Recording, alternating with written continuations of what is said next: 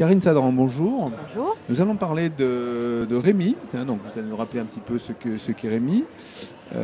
Et donc sur un sujet qui s'intitule de film en texte que vous avez présenté sur Ecritech. Oui.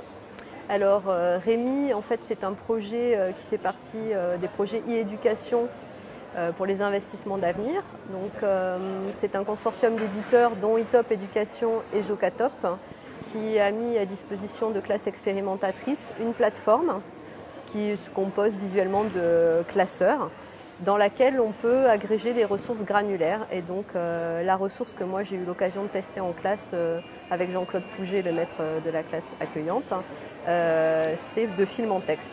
D'accord, donc sur cette plateforme, donc, votre expérimentation à l'établissement, c'était où ça exactement? Cabris. Voilà, à l'école de Cabris, ça consistait en quoi exactement? Donc en fait, nous, pour l'expérimentation, on était chargé d'utiliser la plateforme avec les élèves. Et donc pour cela, d'utiliser la ressource granulaire de film en texte, qui consiste à proposer aux élèves à partir de petits films, donc soit des films d'animation court-métrage type 7-8 minutes, soit des films classiques mais toujours court-métrage, un travail en maîtrise de la langue en partant du film et pour aller vers la production d'écrit. Donc les élèves avaient à disposition les ressources qu'on leur sélectionnait, donc un extrait de film, un questionnaire, une activité d'étiquette à replacer, des questions ouvertes avec un système de marqueurs sur les vidéos qui nous permettent de poser des questions et les élèves peuvent revenir au besoin pour voir l'extrait de film correspondant. Donc remplir tout ça, consulter, répondre aux questions, aux exercices. Et ensuite, à l'intérieur de la ressource, est proposer des pistes de production d'écrit qu'on a soit utilisées telles qu'elles étaient, soit qu'on a modifiées avec le maître de la classe. Et donc d'où deux films en texte, parce qu'on part du film vers la production d'écrit, avec toute une phase de langage oral, compréhension, travail de maîtrise de la langue, travail décroché sur un réseau littéraire. Enfin, c'est un projet très très riche en fait. Alors qu'on comprenne bien au niveau de la plateforme, elle embarque déjà des petits documentaires, des granules, ou est-ce qu'on peut éventuellement amener ses propres productions Alors, elle est assez ouverte parce qu'on peut à la fois insérer des granules qui sont proposées et prêtes à l'emploi, déjà sélectionnées, pré-triées avec les compétences, etc. Donc pour l'enseignant, c'est assez facile de choisir. Mais on peut aussi amener ses propres documents, par exemple créer un document PDF et l'insérer dans les classeurs des élèves pour qu'ils aient quelque chose à lire. Une fonctionnalité qui vient à peine d'arriver, parce que c'est quand même un projet recherche et développement. Donc, pour l'instant, le PDF marche très bien. Il est prévu de faire du EPUB pour des petits livres numériques et d'autres formats. On peut insérer des pages web, des liens vers des pages web, ce qui fait que visuellement, les classeurs présentent la page web à l'intérieur du classeur, ce qui évite les navigations ultérieures et les divagations possibles des élèves.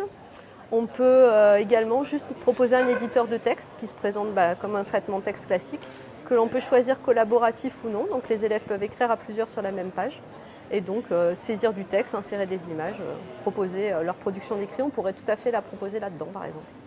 Donc sur la plateforme, en fait, on a un côté enseignant qui prépare un petit peu la session. Et ensuite, il y a une vision élève, c'est ça? Avec un identifiant par élève? Un identifiant, un mot de passe, un peu comme une identification sur un environnement numérique de travail. D'ailleurs, pour rentrer sur la plateforme, on rentre sur un pseudo ENT en fait. D'accord. Voilà. Donc l'enseignant ensuite peut commenter ce qui a été donné par chaque élève. Alors en fait, l'enseignant, dans la vision enseignant, on a la liste des élèves, la liste des ressources attribuées et à chaque fois qu'une ressource a été complétée, il y a la date à laquelle elle a été complétée. Et si c'est une ressource qui donne lieu à bilan, par exemple un exercice où il fallait donner des réponses vraies, faux, etc., on a le bilan des élèves. Et quand c'est un exercice plus ouvert, du type les marqueurs ERI avec une question ouverte et une réponse écrite non définie au départ, on a la vision de la réponse de l'élève. On peut choisir avec un menu déroulant de faire défiler tous les élèves pour cette même activité. Et on peut corriger la réponse et apporter des corrections dans le corps de la réponse. D'accord. Donc ça, c'est une expérimentation. L'objectif, c'est que cette plateforme soit déployée. Alors, a priori, oui. En tout cas, le consortium d'éditeurs qui travaille dessus a cet objectif-là. On n'a pas encore tout à fait les délais, parce qu'on est toujours dans la recherche et développement à l'heure actuelle.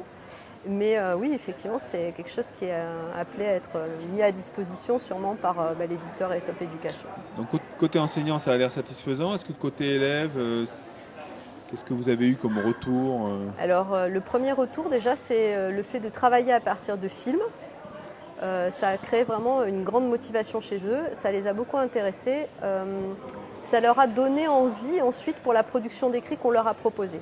Il y a beaucoup d'élèves dans les classes qui ont du mal à rentrer en production d'écrit, ça demande beaucoup d'efforts, de l'imagination, des connaissances en maîtrise de la langue, en étude de la langue, conjugaison, grammaire, etc. C'est vrai que c'est un effort que certains élèves ont du mal à faire. Le fait de partir de films, de partir d'un support qui leur plaît déjà au départ, ça nous a vraiment beaucoup aidés. Ensuite, ce qu'ils ont beaucoup apprécié, c'est justement les marqueurs IRI, de pouvoir réécouter, revoir, pour pouvoir répondre aux questions. Ça, c'est quelque chose qu'ils ont beaucoup apprécié. Donc l'interface aussi, ils nous ont dit qu'ils avaient beaucoup aimé la façon dont c'était présenté, les classeurs. C'est un bilan quand même positif de leur point de vue à eux, aussi, pas seulement du nôtre, parce qu'ils ont eu vraiment plaisir à travailler là-dessus. Après, ce qui est sorti aussi, c'est que comme c'était la recherche, on a eu pas mal de bugs au début, donc ils ont été aussi confrontés à la difficulté il y avait un truc de prévu et puis il ne marche pas. Donc on leur a expliqué dès le départ que c'était quelque chose d'expérimental. Et ils étaient aussi fiers en fait, parce que de savoir qu'ils étaient les premiers à tester l'outil et qu'on a pris en compte leurs remarques. Et moi je leur disais avec le maître, écoutez, ce que vous nous avez dit aujourd'hui, on va le faire remonter aux développeurs. Et puis il y a certaines de nos remarques qui ont été prises en compte tout de suite. Donc ça a été quand même bien apprécié aussi de ce côté-là par les élèves. Bien, merci.